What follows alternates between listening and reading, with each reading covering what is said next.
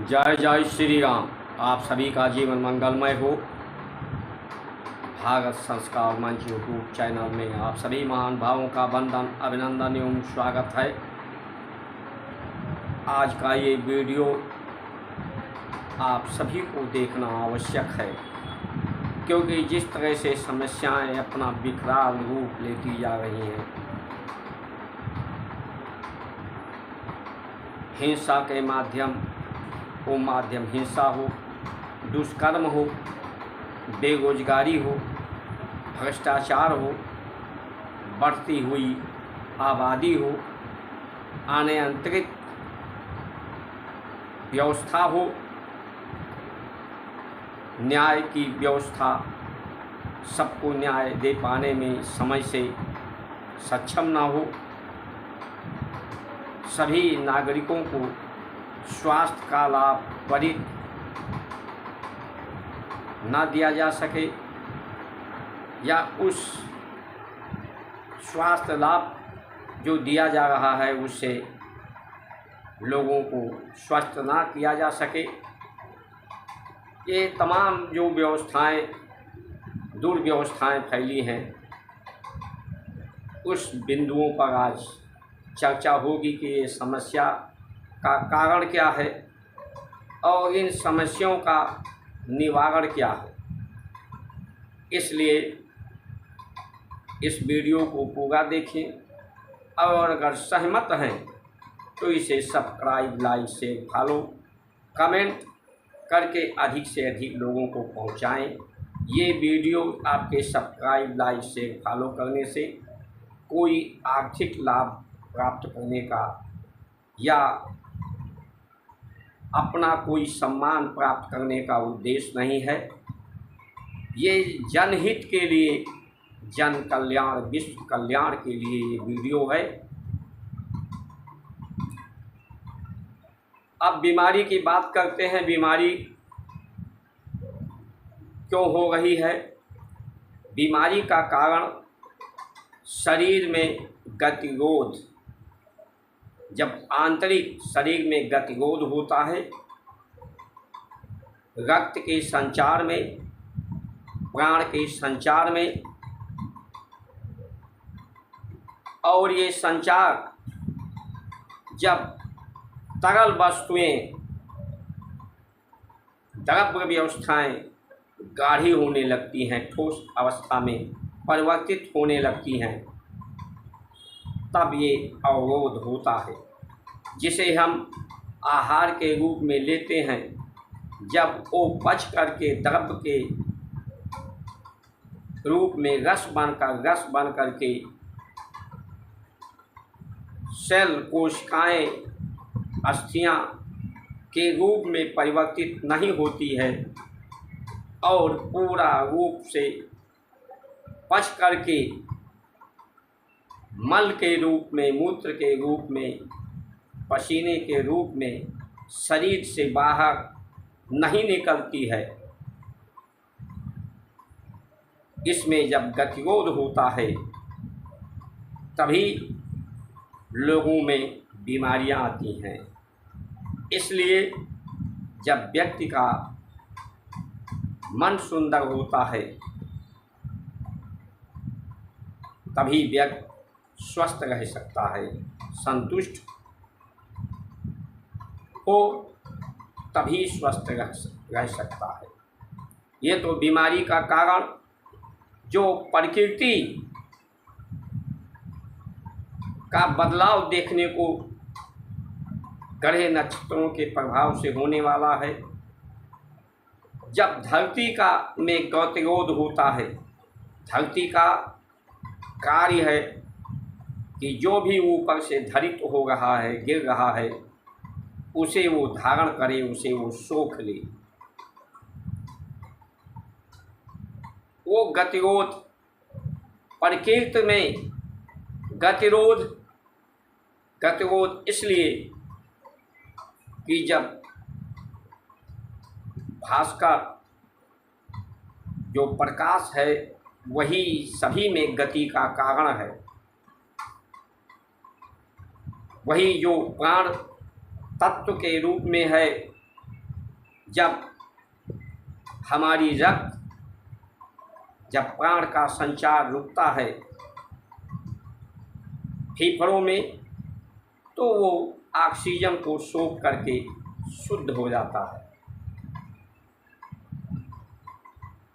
लेकिन जब प्राण तेज गति से चलते हों तो रक्त रुकता नहीं, गति उसमें भी बनी रहती है। रक्त की शुद्धता उसमें ऑक्सीकृत नहीं हो पाता, ऑक्सीजन को सोख नहीं पाता। उसी तरह से धरती भी जब इसके अंदर छेद नहीं होते, स्थान नहीं होता, तो ये इसकी गति में अवरोध आता है। वो जल और वायु प्रकाश को ये सोख नहीं पाती है, धारण नहीं कर पाती है। वही जब पृथ्वी तक वायुमंडल में उसके कण गति तेज होने से जो हलचल होती है पृथ्वी में, वो कण, कार्बन कण जब वायुमंडल में ज़्यादा अवस्था में हो जाते हैं तो प्रकाश के गति में, वायु के गति में, आकाश के गति में, क्योंकि इसमें रिक्त स्थान है इसीलिए इसमें अस्थायित्व है, स्थिरता है, इसमें गति नहीं है। रिक्त स्थान को ये सिर्फ पूरा करने के लिए ही इसमें गति होती है। जब रिक्त स्थान नहीं होता, कार्बन तत्व पृथ्वी तत्व वायुमंडल में होते हैं तो इनके गति में अवरोध होता है। मनुष्य के जीवन में शारीरिक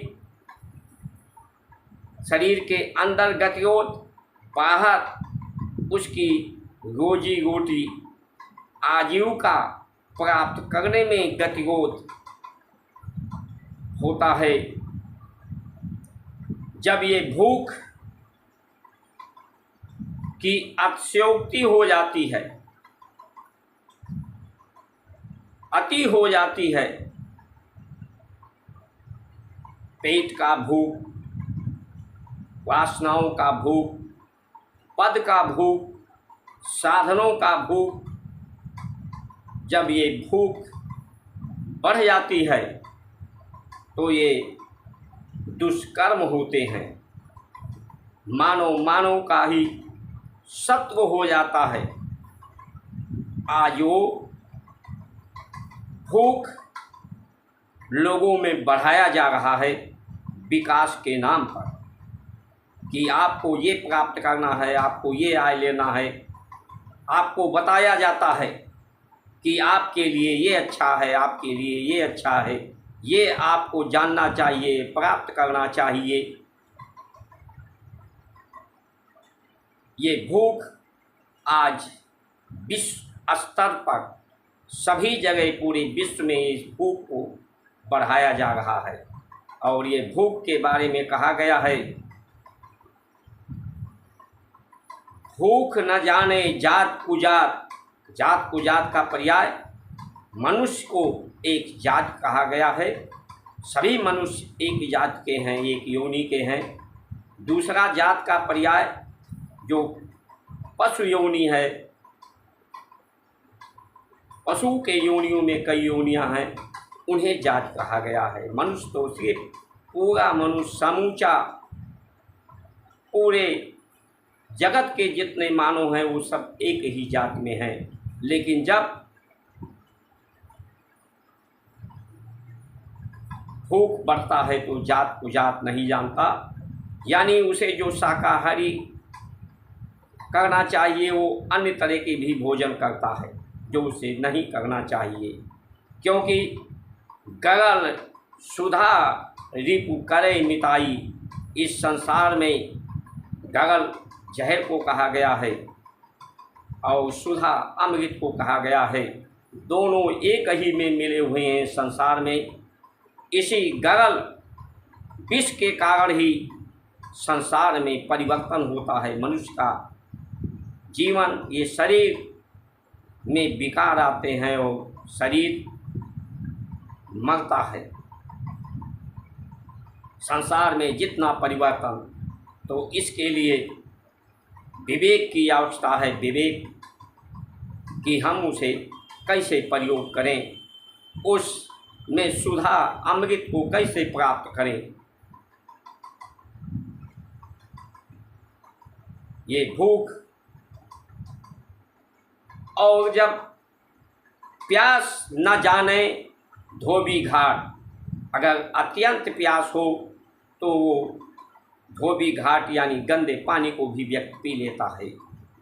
नींद न जाने टूटही खाट, व्यक्ति की अत्यंत निद्रा सता रही हो तो कहीं भी सो सकता है, जमीन पर गंदे जगह जैसा भी हो। वासना ना जाने जात गुजार, तो ये भूख जब बढ़ती है तो इसी तरह की व्याधियाँ विकार पैदा होते हैं। ये आज चाहे दुष्कर्म को देख लें, चाहे हिंसा को देख लें, देश में विदेश में भ्रष्टाचार को देख लें, किसी भी जितनी समस्याएं आपको दिख रही हैं उसके पीछे यही भूख ही जिम्मेदार है। इसीलिए हमारे ऋषियों ने अमृत पान इस पर गहरा अनुसंधान, गहन छानबीन करके कि आपके लिए क्या प्रयोगी है, क्या उपयोगी है। हर ऋतु के अनुसार आपका जीवन, जब प्रकृति में शांति होगी, वायुमंडल में शांति होगी, तो इस धरती पर भी शांति होगी, मन में भी शांति होगी।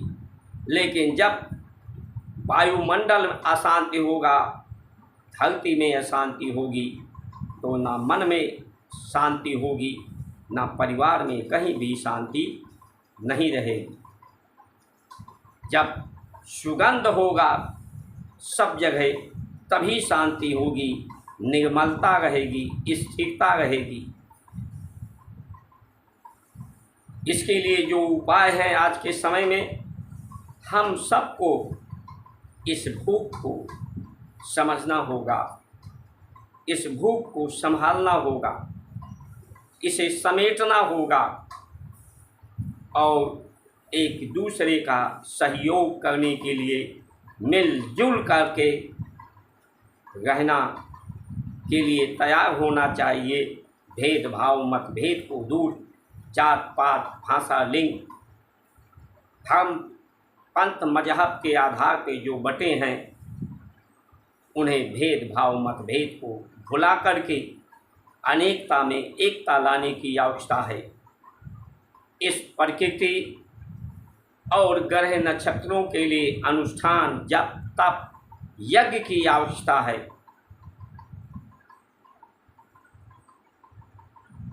यही समस्याओं का आपका समाधान हो सकता है।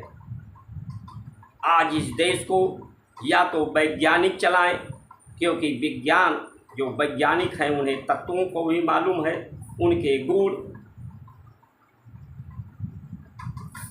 प्रभाव और परिणाम को भी जानते हैं, दुष्परिणाम को भी जानते हैं। और जो दुष्परिणाम चाहे प्रकृति में हो, धरती में हो, मानव के जीवन के लिए जो दुष्परिणाम देने वाला है, उनका आविष्कार ना हो, उनका प्रयोग ना हो। लेकिन ऐसा नहीं हो पा रहा है। हमारे देश को ही नहीं, पूरे विश्व को ये IAS, IPS, MBBS जितने भी यश हैं यही चला रहे हैं। बात नेताओं की होती है, यथार्थ में तो वास्तविकता ये है कि नेता नहीं चला रहे हैं, चला यही रहे हैं। और इनमें भूख के अलावा कुछ और दिखाई नहीं पड़ता। और जब भूख बढ़ती है तो व्यक्ति का विवेक खो जाता है, उसकी चेतना समाप्त होती है, उसकी क्या करना है क्या नहीं करना उसे सूझ नहीं पाता। यही आज पूरे विश्व की स्थिति है, जो व्यवस्था है। इसलिए इन व्यवस्थाओं पर देश का धन भी अधिक खर्च होता है और ये सिर्फ अपने ही सम्मान प्राप्त करना चाहते हैं, दूसरे के साथ सत्कार नहीं करना जानते। तो नीचे स्तर से जो मोदी जी ने तैयार किया है गी फार्म, जो नीचे से अनुभव करने वाले लोग हैं, चाहे राजस्व में, न्याय में, स्वास्थ्य में, वही ऊपर तक जाए, उनके पास अनुभव भी होता है और उसी वेतन में ऊपर कार्य करें, ताकि देश की व्यय को कम किया जा सके और व्यवस्था को सुधारा जा सके।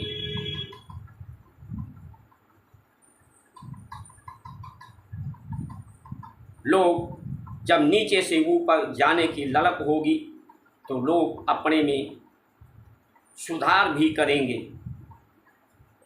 प्रतिष्ठा को पाने के लिए, अपनी अमरता प्रसिद्धि को पाने के लिए ये आवश्यक हो गया है। इन्हीं वचनों के साथ आप सभी का सुमंगल कामना करते हुए जय श्री राम।